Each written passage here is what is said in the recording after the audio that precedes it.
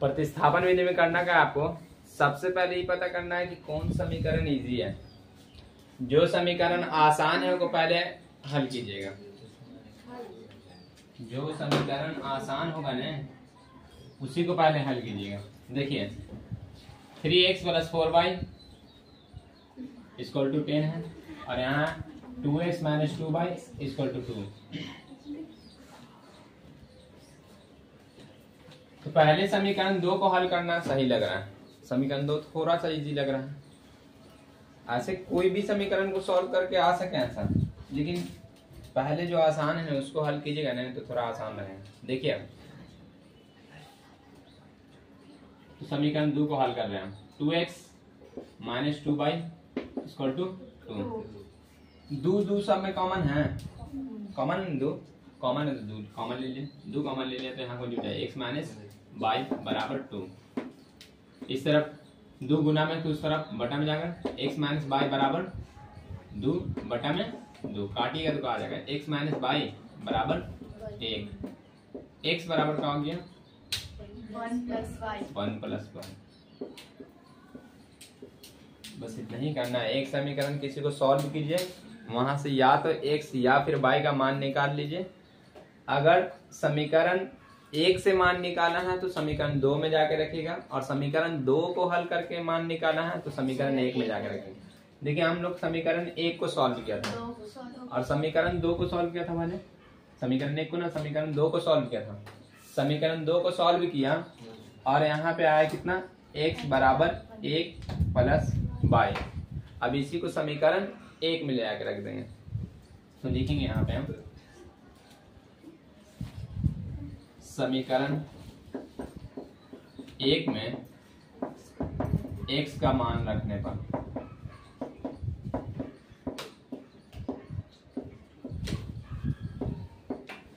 देखिए समीकरण 1 में x का मान रखना है। समीकरण 1 का था 3x + 4y = 10। x की जगह पे क्या रखना है, देखिए x का मान निकाल चुके हैं 1 + y। जहां जहां x नजर आ रहा है वहां वहां हम क्या रख देंगे 1 + y। 3 × 1 + y, फिर उसके बाद प्लस में 4y = 10। गुना कीजिएगा, गुना तो पता ही है कैसे होगा, ब्रैकेट के बाहर है तो गुना पाड़ी पाड़ी से होगा। देखो वितरण का नियम हम लोग पढ़ा बचपने में, वितरण का नियम। वितरण के नियम का मतलब है कि कोई चीज अगर से ब्रैकेट के बाहर है तो सबसे गुना होगा। देखिए 3 एकम 3 लिख दीजिए 3 प्लस 3 को 22 से गुना किया तो 3y और प्लस में कितना 4y = 10।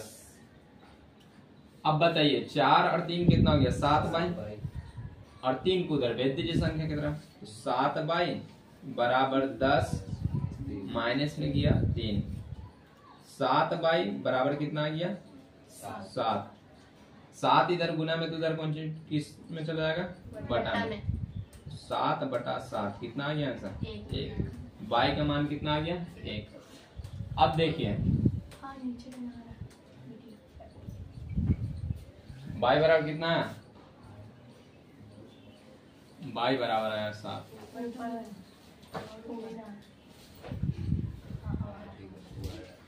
देखिए 4 और 3 कितना हो गया 7y और 3 को उस तरफ भेज दिया 10 - 3 7y = 7। 7 गुना में तो उधर कौन सी में चला जाएगा बटा में 7/7।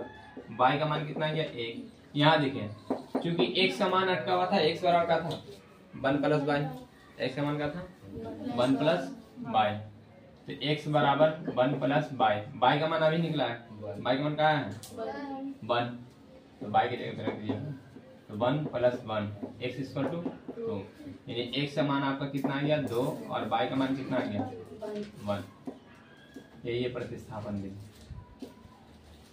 प्रतिस्थापन विधि में करना क्या है, पहले किसी समीकरण को 1 को या 2 को किसी को भी सॉल्व कीजिएगा, किसी को भी हल करेंगे। जैसे कि हम देखा यहाँ पे आपके हिसाब से जो भी आसान हो, जिसको हल करना आसान हो ओ को पहले सॉल्व कीजिए, ज्यादा बेहतर रहेगा। वैसे किसी से भी आंसर निकाला जा सके। देखिए समीकरण 1 को कहा ना सॉल्व किया, समीकरण 1 में अगर इधर ले आते हम तो 10 - 4 हो जाता, 3 बटा में चल जाता, यानी x बराबर आता, x बराबर क्या आता 10 - 4 बटा में 3। इसको बनाना थोड़ा दिक्कत हो सकता था, इसलिए समीकरण 2 को सॉल्व किया। समीकरण 2 को सॉल्व किया तो यहाँ से निकला x बराबर 1 + y। अब इसी मान को समीकरण 2 को सॉल्व किया है तो 1 में रखेंगे, जिस समीकरण को सॉल्व किया है उसी समीकरण में वापस ना रख देंगे मान, जिस समीकरण को सॉल्व किया है उसका मान दूसरी जगह पे रख देंगे। अब देखिए का नाम का है प्रतिस्थापन विधि, क्या है कि जहां जहां x है, जहां जहां x था वहां वहां कौन आ जाएगा y आ जाएगा। मतलब कि एक जगह को कोई x, कभी x y की जगह पे चल जाए, कभी y x की जगह पे चल जाए, इसीलिए कोई प्रतिस्थापन विधि, यानी दूसरे को हटा के खुद बैठ जाना। इसी वजह से का नाम पड़ा कौन जी प्रतिस्थापन विधि। देखिए x बराबर 1 + y निकाल दिया, इसी मान को हम समीकरण 2 में रख दिया। समीकरण 2 में जैसे ही रखा y का मान आ गया, और चूंकि पहले से x अटका हुआ था कि y का मान आएगा तो x निकल जाएगा, तो x y का मान जब निकाला तो वहां पे y का मान रख दिया तो x का मान भी निकल गया। प्रतिस्थापन विधि में क्या करना है, पहले सॉल्व करेंगे किसी एक समीकरण को, 1 को सॉल्व किया है तो उसका मान 2 में रखेंगे, 2 को सॉल्व किया है तो 1 में रखेंगे। वहां से आपका एक किसी भी चीज का या तो x का या तो y का मान निकल जाएगा। फिर उसके बाद क्या कीजिएगा कि उसके मान को वापस जहां पे मैथ रुका हुआ था वहां पे वापस लाइएगा तो दोनों का दोनों आंसर निकल जाएगा। ये आपका प्रतिस्थापन विधि है, ठीक है। अब देखिए नेक्स्ट है तीसरा वज्र गुणन विधि। कहा वज्र गुणन विधि है, फिर विलोपन विधि है। पहले दोनों में से किसी एक को सीखना है। देखिए हम लोग सीख लें पहले विलोपन विधि। किसको सीखना है, विलोपन विधि। विलोपन विधि देखिए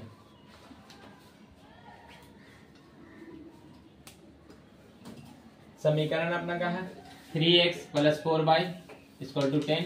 समीकरण बन हो गया 2x - 2y = 2। समीकरण 2 हो गया। इसके में करना क्या है आपको, विलोपन विधि में आपको करना कौन सी है, या तो x या फिर y, x या फिर y दोनों के मान को समान करना है, यानी बराबर करना है। या तो x का मान या फिर y के मान को बराबर कर लेना है। जैसे देखिए समीकरण यहाँ पे लिख लें फिर से 3x + 4y = 10 समीकरण 1, 2x - 2y = 2 समीकरण 2 है। अब देखें यहाँ 3x है, यहाँ 2x है, बराबर ना है, एक तो 3 है तो एक तो 2 है। यहाँ देखिए y 4y है तो 2y है, यहाँ 4 है यहाँ 2 है, यहाँ भी बराबर ना। दोनों में से किसी एक ही को बराबर करना है। दोनों बराबर कभी कभी होगा, लेकिन दोनों बराबर करने के चक्कर में आइएगा तो दोनों का दोनों कट जाएगा, हल निकलेगा ना, इसलिए किसी एक को बराबर करना है। अब एक को बराबर करने के लिए देखें यहाँ 4y है और यहाँ 2y है। इसमें भी वही चीज सोचना है आपको कि x को बराबर करना आसान है या फिर y को। जिसको बराबर करना आसान है उसी को बराबर कीजिएगा। यहाँ पे देखिए 4y है, समीकरण 1 में 4y है और समीकरण 2 में 2y है। समीकरण 2 में यदि 2 से गुना कर दीजिएगा तो ये भी 4y हो जाएगा, तो सिर्फ मेरा इजीली बराबर हो जाएगा, कोई ज्यादा मुश्किल वाला काम है ना। इसलिए हम क्या करेंगे, यहाँ पे देखिए हम लिखेंगे का कि समीकरण 1 इसमें मेरे कुछ करना ना है, समीकरण 1 में कुछ भी ना करना हो तो पहले से 4y। समीकरण 2 में देखिए समीकरण 2 में y को बराबर करने के लिए मेरे गुना करना पड़ा है, कितना से 2 से गुना कर दिया। अब देखिए 4y है यहाँ पे और यहाँ आ जाएगा -4y। अगर दोनों को जोड़िएगा तो y खत्म हो जाएगा, इसीलिए मेरे जोड़ने की जरूरत है। जोड़ेंगे तो y खत्म हो जाएगा। y जब खत्म हो जाएगा समीकरण से तो सिर्फ x बचेगा, और x बचेगा तो x का मान निकल जाएगा। तो इसीलिए हम क्या करना है, समीकरण 1 प्लस समीकरण 2। समीकरण 2 में क्या कर देना है, 2 से गुना करना है। गुना क्या कर रहे हैं, y को बराबर करने के लिए। अब देखिए समीकरण 1 का 3x + 4y = 10 और समीकरण 2 में कहा गया है जी 2 से गुना करने के, तो 2 से गुना किया तो 4x, 2 दूनी 4y, 2 दूनी 4, जोड़ लीजिए जोड़िएगा तो 3 और 4 7x, 4/4 कट गया, माइनस में था ये प्लस में था, प्लस में माइनस में खत्म। यहाँ देखिए 10 और 4 14, 7 इस तरफ से बटा में जाएगा उस तरफ, तो 14/7। एक समान कितना आ गया, एक समान आ गया 2। अब एक समान या तो समीकरण 1 या समीकरण 2 किसी में भी रख सकते हैं। एक समान जो है या तो समीकरण 1 या फिर समीकरण 2 किसी में भी रख के आप मान निकाल सके। काहे ऐसा कर सके, क्योंकि इसमें कोई भी समीकरण पर्सनल किसी को सॉल्व न किया, ना तो समीकरण 1 को सॉल्व किया ना ही समीकरण 2 को सॉल्व किया। यहाँ तो जो आंसर मिला है वो समीकरण 1 और समीकरण 2 दोनों से नहीं मिला है, इसीलिए किसी में भी मान को आप रख सके। तो आपका मन है जिसमें रख दिया, जो आपको इजी लगे उसमें रखिए। समीकरण 2 में रख दें, समीकरण 2 में x का मान रखने पर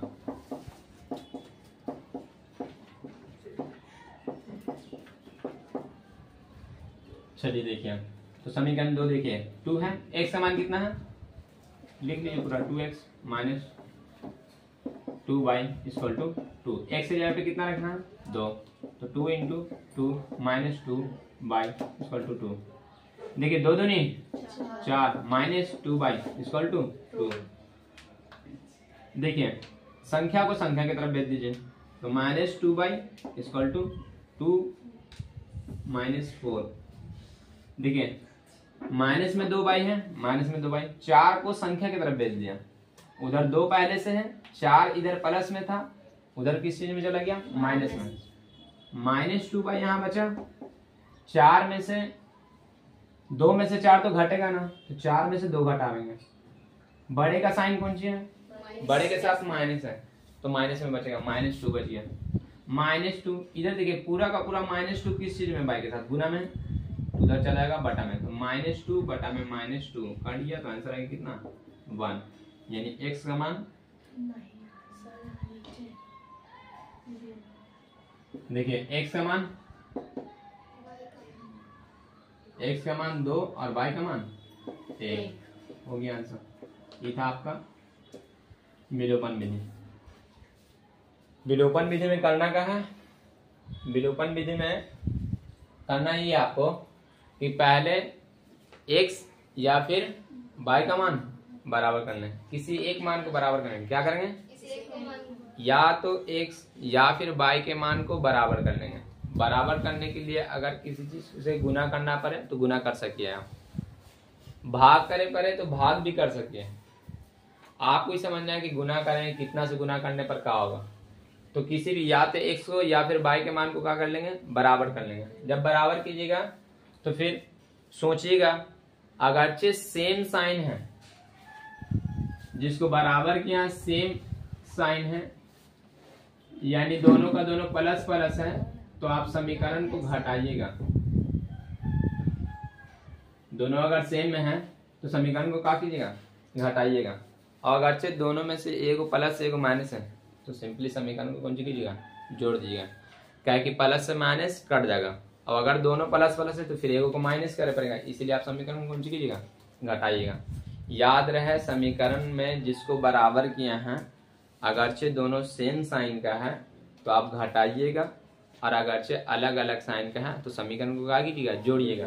देखिए यहाँ हम समीकरण को जोड़ा है, कहा जोड़ा है कि जिसको हम बराबर किया है, बाई को बराबर किया, तो बाई यहाँ प्लस में है और यहाँ नीचे वाला बाई कौन सी में, माइनस में, दोनों अलग अलग साइन का है, इसीलिए समीकरण को क्या किया, जोड़ा है। अगर यहाँ नीचे वाला बाई जो 2y है वो भी प्लस में रहता है तो क्या करते हैं हम समीकरण को घटाते हैं। क्या करते हैं, घटाते हैं। तो जब साइन सेम रहेगा तो क्या करेंगे, साइन सेम रहेगा तो घटावेंगे, और अगर साइन अलग अलग रहेगा तो क्या कीजिएगा, समीकरण को जोड़िएगा। ठीक है। अब उसके बाद देखिए फिर दोनों समीकरण को सॉल्व कीजिएगा। समीकरण को सॉल्व कीजिएगा तो कोई एक खत्म हो जाएगा, जिसको बराबर कीजिएगा वो अपने से खत्म हो जाएगा, बचेगा कोई एक, उसका आंसर निकल जाएगा। जिसका हल निकलेगा वो समीकरण 1 या फिर समीकरण 2 में रखिएगा, दूसरे का भी मान निकल जाएगा। ये आपका विलोपन विधि। ठीक है। सबसे ज्यादा बढ़िया विधि और सबसे आसानी से क्वेश्चन इसी विधि से बने हैं, इसी विधि से आराम से आप बना सकें सबसे इजीली। नेक्स्ट मेथड जो अपना है वो है वज्र गुणन विधि। वज्र गुणन विधि ने नोट कीजिए तो वज्र गुणन विधि बताना। नोट करेंगे।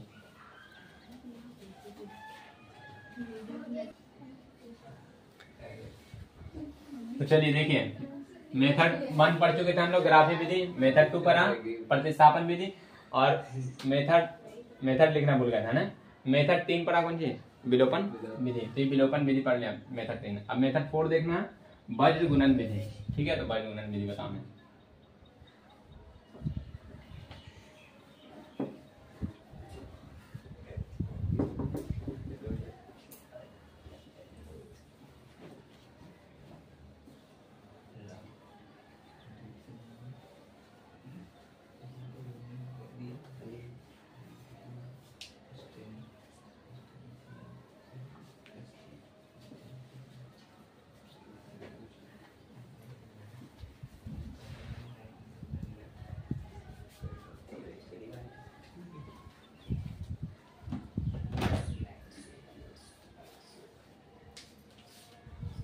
फिर देखिए मेथड 4।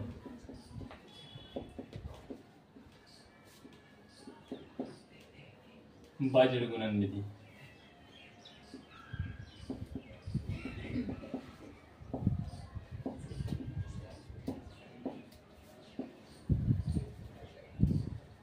देखिए वज्र गुणन विधि तो और आसान है, सबसे आसान है और वज्र गुणन विधि। सिर्फ इसमें फार्मूला याद रखना है। फार्मूला याद रखिए, मान पुट कीजिए, आंसर बन गया। तो वज्र गुणन विधि का फार्मूला है, x बराबर होगा, x बराबर देखिए a1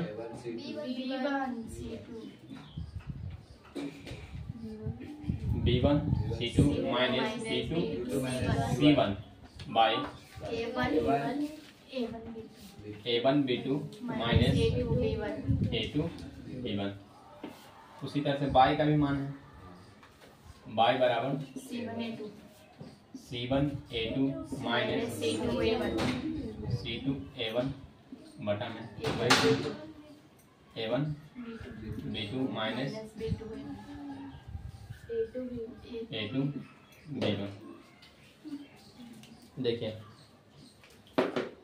x बराबर b1 c2 minus b2 c1 बटा a1 b2 minus a2 b1। y बराबर c1 a2 minus c2 a1 बटा में a1 b2 minus a2 b1। देखिए x के मान और y के मान दोनों में हर तो कॉमन है।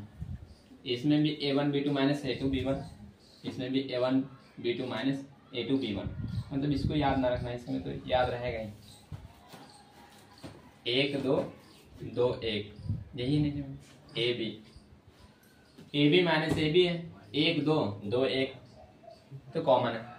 सिर्फ याद करना आपको ये x का मान निकाल रहे हैं, x का मान यदि निकाल रहे हैं तो BC, x का मान निकाल रहे हैं तो BC। सब में देखिए गिनती क्या है, 1 2 2 1, ठीक है 1 2 2 1 यही गिनती, सिर्फ और सिर्फ एक गिनती है। देखिए 1 2 2 1, फिर 1 2 2 1, फिर देखिए 1 2 2 1।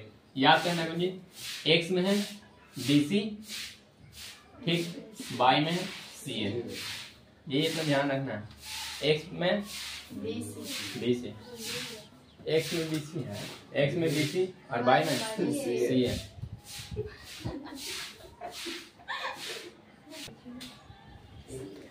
चलिए देखिए x बराबर b1 c2 minus b2 c1 बटा में a1 b2 minus a2 b1। y बराबर c1 a2 minus c2 a1 बटा में a1 b2 minus a2 b1।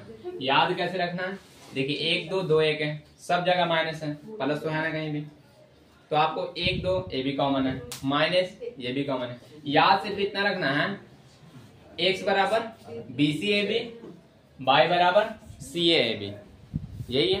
x बराबर BCAB, y बराबर CAAB, बस इतना ही याद रखना है, बाकी तो 1 2 3 याद ही जाएगा। x बराबर क्या याद रखेंगे, देखिए x बराबर BCAB,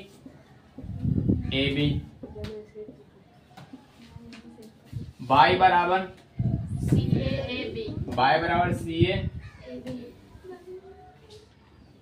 CAAB। बस गिनती लिखना स्टार्ट कर दिए, 1 2 दो एक, एक दो दो एक, एक दो दो एक, एक दो दो एक। बहुत ईजी है, बस एक है फॉर्मूला, आपको कहना है। चलिए देखें हम अब मान पता करें हम, माइनस बीच में डाल दीजिए, माइनस माइनस माइनस, ये इतना फॉर्मूला है।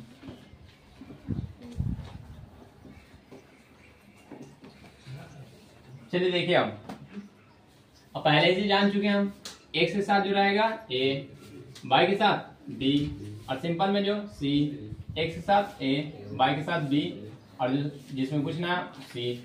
समीकरण 1 है तो a1 b1 c1, समीकरण 2 है तो a2 b2 c2, बस मान पुट कर दीजिए।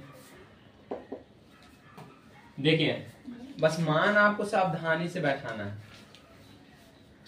यानी b1 b2 जो है आप मान जो है आराम से लिखिएगा, जरा सा भी इधर उधर कीजिएगा गलत हो जाएगा। देखिए b1 तो जैसे बता रहे हैं वैसे ही बनाइएगा, एक हाथ से पेन चलाइएगा, दूसरा हाथ यहाँ पे रखिएगा। b1 है तो b1 पर पहले हाथ रख लीजिएगा, फिर उसके बाद लिखिएगा। आप ऐसे कभी ना कीजिएगा कि b1 का मान मतलब देखा फिर नीचे नजर किया फिर लिखा, कॉपी में भी वैसे ऐसा ना करना है। आपको क्या करना है, ऐसे करना है, b1 हाथ रख लें b1 पे, b1 का मान लिखिए, b1 का मान है 4, फिर उसके बाद c2 के पास हाथ रखिए, फिर 2 है। जब तक लिख ना दीजिए वहां पे हाथ मत रखना है। अब आगे देखिए, माइनस b2 c1, b2 का मान -2 है, देखिए b2 का मान -2 तो -2, c1 का मान 10, बटा में देखिए a1 का मान 3, b2 का मान -2 माइनस a2 का मान 2, b1 का मान 4। ठीक है, हल कीजिए इसको, 4 दूनी 8, माइनस माइनस प्लस हो जाएगा, प्लस 10 दूनी 20, यहाँ देखिए 3 दूनी 6 माइनस 6, 4 दूनी 8 माइनस 8, 20 और 8 28, -6 -8 -6 -8 -14, काटिएगा तो आ जाएगा कितना, 14 -2। ये देखें y बराबर c1 का मान 10, a2 का मान 2 माइनस c2 का मान 2, a1 का मान 3, और बाकी इसका मान तो देखिए यहाँ पुट के में आप है ना, 3 गुने -2 -2 गुने 4, 10 दूनी 20 -3 दूनी 6, इसको हल कीजिएगा तो -14 आएगा। ठीक है, 20 में से 6 घटाया 14 और -14, काटी का आंसर आ जाएगा कितना, y बराबर कितना गया -2। देखिए x का मान आया कितना -2, यहाँ पे देखिए x का मान आया कितना -2, y बराबर कितना आया -1। देखिए इसको लास्ट में बताने का यही रीजन था। सबसे पहले हम लोग ग्राफी विधि हल किया, ग्राफी विधि में भी हल आया था x का मान 2 y का मान 1। फिर उसके बाद बताया विलोपन विधि, विलोपन विधि में भी 2 और 1 आया। उसके पहले प्रतिस्थापन विधि भी देखा था, प्रतिस्थापन विधि में कितना था आंसर 2 और 1, सब में 2 1 था। 3 मेथड सीख चुके हैं और 3 मेथड में 2 और 1 था आंसर। वज्रगुणन विधि में कहा गया आंसर -2 और -1। ठीक है, तो वज्रगुणन विधि में कभी कभी ऐसा होगा कि प्लस में जो आंसर आएगा माइनस आ जाएगा, माइनस में जो आंसर आएगा प्लस आ जाएगा, कभी कभी सही आ जाएगा।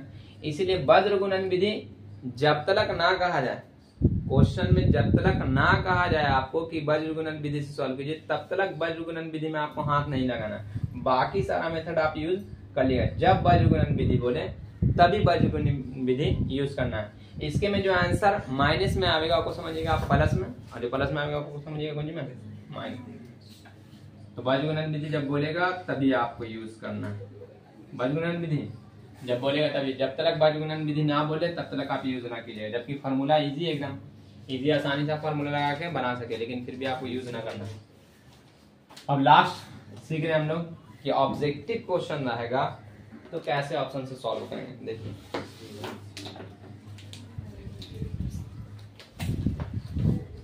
अब मेथड 5 सीख लीजिए। इसको मेथड में तो जोड़ ना सके फिर भी लिख लें मेथड 5। ऑब्जेक्टिव क्वेश्चन रहा तब कैसे बनाइएगा ऑब्जेक्टिव के लिए। देखिए ऑब्जेक्टिव के लिए कैसे बनाइएगा। ऑब्जेक्टिव के लिए आपको ऑप्शन ध्यान में रखना है, ऑप्शन से ही बनावेंगे। देखिए क्वेश्चन है 3x + 4y = 10 समीकरण 1 है। समीकरण 2 है 2x - 2y = 2 समीकरण 2। ऑप्शन देखिए आप कौन से होंगे।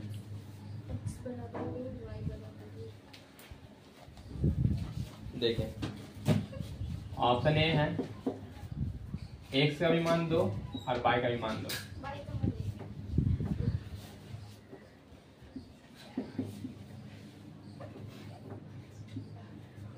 ऑप्शन बी है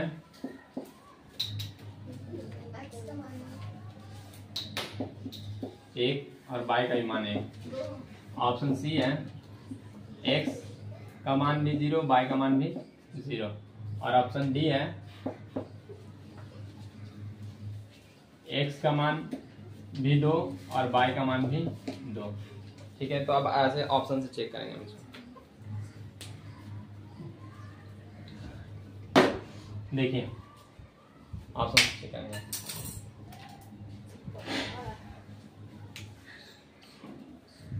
सबसे पहले पहला ऑप्शन देखें हम।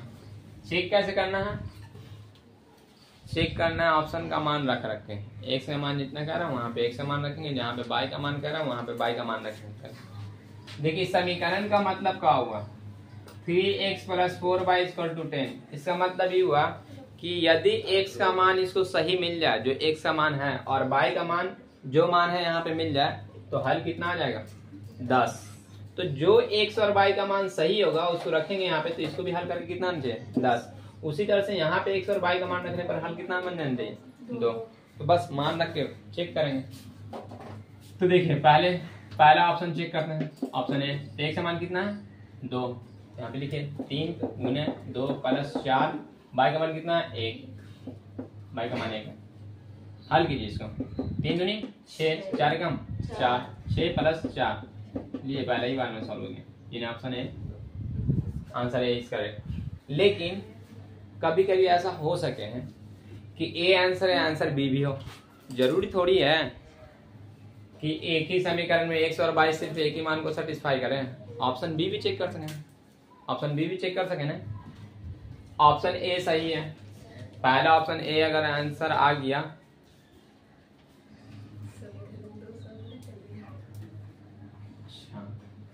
समीकरण एक को जांच किया हम मान रख के x और y का मान, तो पहला हम देखा कि सही है। पहला हम देख लिया कौन सी, पहला में आंसर आ गया। अब इतना ही से आंसर ना मार देना है जैसा भी हम मारा आंसर है ना।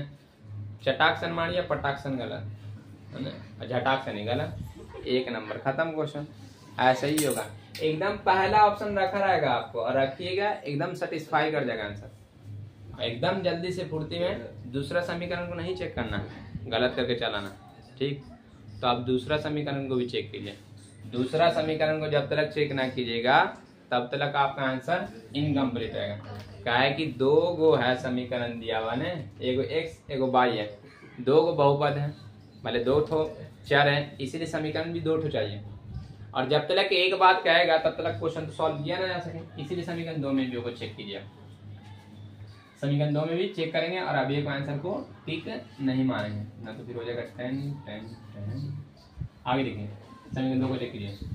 समीकरण 2 का है 2 × 2 का मान x का मान कितना है 2 -2 × y का मान कितना है 1, 2 दूनी 4, अब 2 कम 2, तो आंसर आएगा कितना, यानी ऑप्शन ए ही सही था अपना। ऑप्शन ए ही कौन सी है सही। जब दोनों समीकरण सही हो गया तब हम कह सकेंगे आंसर ए सही है। लेकिन अभी भी ऐसा हो सके कि ऑप्शन ए का मान भी सेटिस्फाई कर रहा है, ऑप्शन बी भी हो सके, ऑप्शन सी भी हो सके, ऑप्शन डी भी हो सके। ठीक है, अगर आप बेहतर ढंग से बनाना चाहते तो फिर ऑप्शन बी को भी चेक कीजिए, ऑप्शन बी को भी। अब ऑप्शन बी को कब चेक करेंगे, ऑप्शन सी को देखिए, अगरचे ऑप्शन बी में आंसर होगा तो फिर कोई ना कोई एक और ऑप्शन दिया रहेगा, ए और बी दोनों बी और सी दोनों या सी और डी दोनों इस तरह से दिया रहेगा तभी तो कोई दो आंसर नहीं बन सके है, तभी कोई दो आंसर बन सके। तो ऑप्शन में कोई ऐसा ऑप्शन दिख रहा है का? कोई ऐसा ऑप्शन दिख रहा है जिसके में बोल रहा है ए और बी दोनों? तो पहले याद रखिए कि ऑब्जेक्टिव क्वेश्चन को बनावेला अगर जल्दी से आप बनाना चाह रहे हैं तो ऑप्शन से ही बनाना है, यानी सारा का सारा कमाल ऑप्शन का है। ऑप्शन को आप पूरी तरीके से ध्यान में रखिएगा। सबसे पहला बात कि चारों ऑप्शन को आराम से ध्यान से देखिएगा। दूसरा बात कि ऑप्शन देख लिया तो पहला ऑप्शन चेक किया तो समीकरण सिर्फ ए को देख के हम ए को चेक करके आंसर ना मार सके हैं, आप दूसरे को भी चेक कीजिएगा, ठीक है। ऑप्शन को ध्यान में रखिए, बस इजीली को आराम से सॉल्व कर सकिए। तो ऑब्जेक्टिव क्वेश्चन है तो मान रख के कौन सी कर लीजिएगा, बना लीजिएगा। ये आपका हुआ कंप्लीट। पहला मेथड था ग्राफीय विधि, जहां से भी खूब सारा क्वेश्चन पूछे, कहीं पूछेगा संगत है क्या संगत है, आश्रित है, विरोधी है, अविरोधी है। दूसरा क्वेश्चन प्रतिस्थापन से कोई ऑब्जेक्टिव क्वेश्चन ना आवे है, प्रतिस्थापन से जब भी आवेगा तो सिर्फ और सिर्फ कहेगा प्रतिस्थापन विधि से हल कीजिए। फिर आपका क्वेश्चन वज्रगुणन विधि से आवे तो वज्रगुणन विधि का डायरेक्टली आपसे फार्मूला पूछा जा सकता है, इसलिए आप फार्मूला को ध्यान में रखिएगा, ठीक है। और उसके बाद जो आपका है पढ़ा था हम लोग विलोपन विधि, तो विलोपन विधि से भी कोई भी ऑब्जेक्टिव क्वेश्चन आप पूछेगा, विलोपन विधि से भी आपको बनावेला दिएगा। कभी भी क्वेश्चन में आपसे कोई भी मेथड जल्दी ना पूछे, आप किसी भी मेथड का यूज कर सके, जो आपको सही लगे, जो आपको इजी लगे, आसान से लगे, उस मेथड का आप यूज कीजिए। जब कोई खास मेथड बोला जाए कि वज्रगुणन विधि से बनाइए तब वज्रगुणन विधि से बनाइएगा। जब बोला जाए विलोपन विधि से हल कीजिए तो विलोपन विधि से हल कीजिएगा। जब बोला जाए ग्राफीय विधि से हल कीजिए तो ग्राफीय विधि से हल करेंगे, जिस विधि से बोलेगा उस विधि से हल करेंगे। जब आपको कुछ भी ना बोला गया तो आप किसी भी विधि से सॉल्व कर सकते हैं, ठीक है। नोट कर लीजिए, आज के लिए इतना ही, मिले हम लोग अगले क्लास में।